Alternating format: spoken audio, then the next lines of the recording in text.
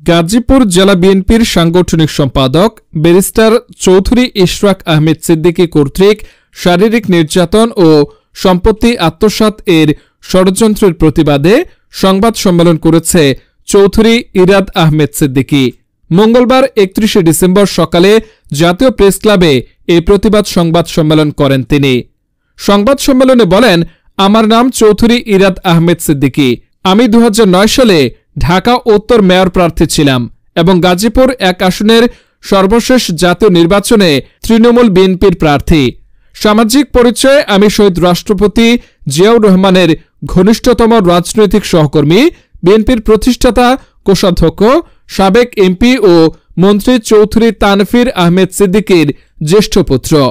তিনি আরও বলেন, ঢাকার ৬২ নং গুলশানে আমার মায়ের দানকৃত ২০ কাঠার সম্পত্তির মালিক হচ্ছি আমি এবং আমার ছোট ভাই ব্যারিস্টার চৌধুরী ইশরাক আহমেদ সিদ্দিকী। উক্ত সম্পত্তি বন্টনের জন্য আমার ছোট ভাই ঢাকার প্রথম যুগ্ম জেলা জজ কোর্টে দেওয়ানি মামলা দায়ের করে আমার অজান্তে ডিক্রি লাভ করেন। উক্ত বিষয় জানতে পেরে আমি মহামান্য সুপ্রিম কোর্টের হাইকোর্ট বিভাগে প্রথম আপিল দায়ের করি। মামলায় বিচারাধীন থাকা অবস্থায় আমার ছোট ভাই উক্ত সম্পত্তির অংশবিশেষ ডেভেলপার কোম্পানিকে দিয়ে দিলে আমার বসবাসকৃত পৈতৃক স্মৃতি বিজড়িত বাড়িটি ভেঙে ফেলার উদ্যোগ গ্রহণ করে। ফলে আমি উক্ত বিষয়ে হাইকোর্টে আবেদন করি। এক পর্যায়ে উভয় পক্ষের আইনজীবীর পরামর্শে আমি সমঝোতায় আসি।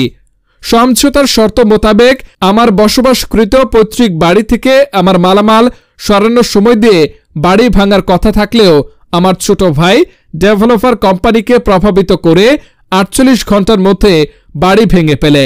আমি কোনো উপায় অন্তর না দেখে আমার মালামাল নিয়ে কালিয়াকৈর উপজেলার বলিয়দি গ্রামে অবস্থিত আমার পৈতৃক জমিদার বাড়িতে নিয়ে আমার মালামাল রাখি। কিন্তু আমার ছোট ভাই তাহার ভাড়াটে সন্ত্রাসীদের দ্বারা আমাকে বাড়িতে প্রবেশে বাধা দান করে এবং শারীরিকভাবে আমাকে, আমার স্ত্রীকে, আমার ড্রাইভারকে ও কর্মচারীদেরকে হেনস্থা করে।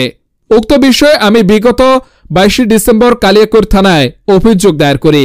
কিন্তু আমার ভাই প্রভাবশালী বিএনপির নেতা হওয়ায় থানা কর্তৃপক্ষ তাহার বিরুদ্ধে মামলা গ্রহণ করেনি।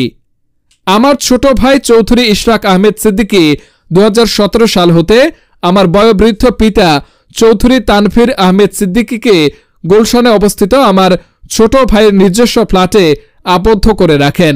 আমি বারংবার অনুনয় বিনয় করা সত্ত্বেও ২০১৭ সাল হতে অদ্যাবধি দীর্ঘ প্রায় ৮ বছর যাবৎ আমার পিতার সাথে আমাকে সাক্ষাৎ করতে দেয়নি। আমি আশঙ্কা করছি যে আমার অসুস্থ পিতাকে ভয়ভীতি দেখিয়ে ও ফুসলিয়ে আমার পিতার মূল্যবান সম্পত্তি আমার ছোট ভাই তাহার নিজ নামে হস্তগত করার অপচেষ্টায় লিপ্ত আছেন এবং আমাকে আমার জীবনের ক্ষতি সাধন করিবে মর্মে প্রতিনিয়ত আমাকে হুমকি দিয়ে যাচ্ছেন। এমত অবস্থায় উক্ত বিষয়ে আইনানুগ ব্যবস্থা গ্রহণ করার জন্য সরকারের ঊর্ধ্বতন মহলে দৃষ্টি আকর্ষণ করছি এবং বাংলাদেশ জাতীয়তাবাদী দলের একজন নেতা হিসেবে ক্ষমতার অপব্যবহার যাতে করতে না পারে তাহার জন্য বিএনপির হাইকমান্ডের দৃষ্টি আকর্ষণ করছি।